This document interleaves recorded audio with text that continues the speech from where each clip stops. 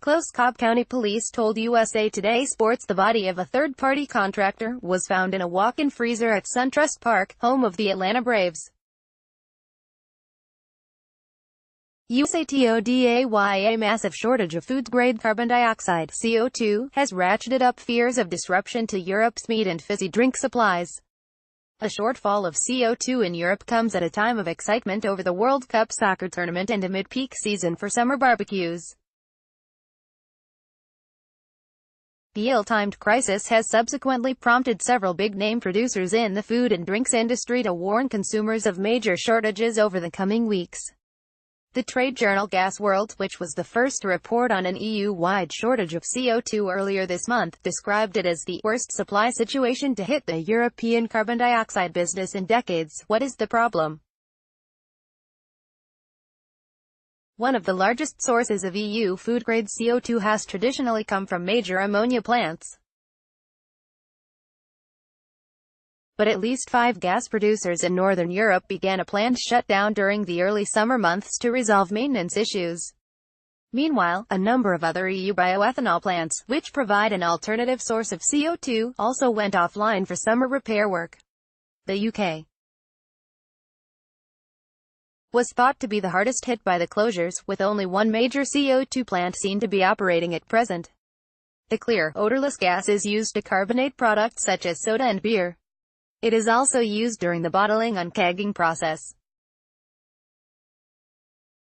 More, World Cup is great for soccer fans, but history shows your 401k may suffer during games. More, Gelato Kids, it's official.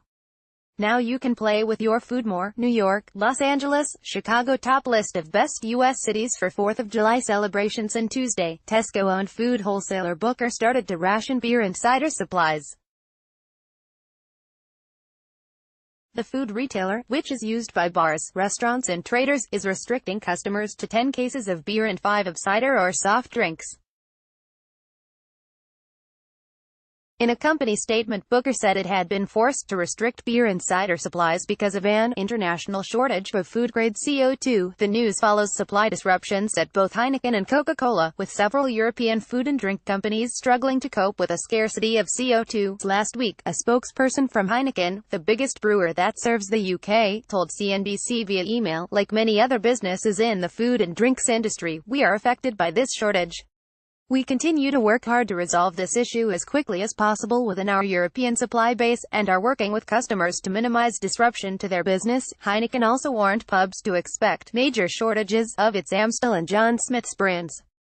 The UK's largest pub, Wetherspoons, also said it would be forced to pull a number of beers and other carbonated drinks from its menu soon. More recently, Coca-Cola said it had temporarily paused some of its production due to the shortage of CO2 gas.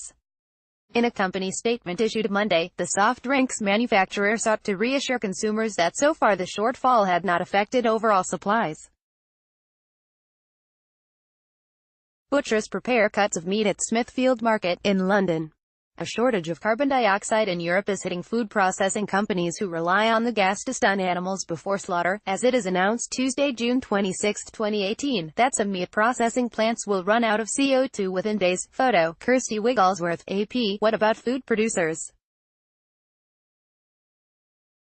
The drinks industry is not the only one to have been hampered by the crises. CO2 is also an essential part of the production process for packaging meat. A spokesperson at the British Soft Drinks Association told CNBC via email, "The shortage of CO2 across Northern Europe is impacting a wide range of businesses across the food and drink sector." The Grocer, a weekly food industry magazine, reported last week that 9 of Britain's largest poultry plants were currently facing critical shortages of CO2 gas. That is widely thought to have a significant impact on the usual distribution of poultry products throughout the UK. In Europe, including restaurants such as Nando's, McDonald's and KFC, the British Poultry Council has also warned that up to 60% of poultry processing plants could come offline within days. Copyright CNBC is a USA Today content partner offering financial news and commentary. Its content is produced independently of USA Today. Read or share this story. https://usat.ly/2n2 read